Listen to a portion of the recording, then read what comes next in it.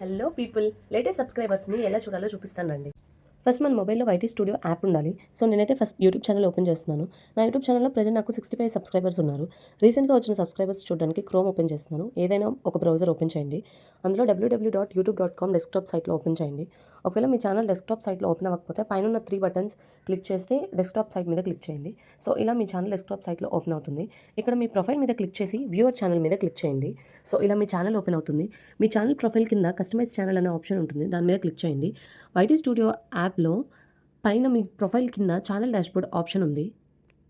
Channel dashboard మీద click చేస్తే కింద డౌన్లో రీసెంట్ సబ్స్క్రైబర్స్ కనిపిస్తుంది. అక్కడ సీ ఆల్ క్లిక్ చేయండి. సో విత్ డేట్తో మీ రీసెంట్ సబ్స్క్రైబర్స్ని చూడొచ్చు. ఇది కొంచెం లేట్గా అప్డేట్ అవుతుంది.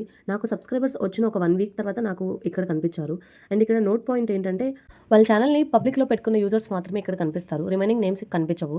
Hope this helpful for you. Thanks for watching. Bye bye.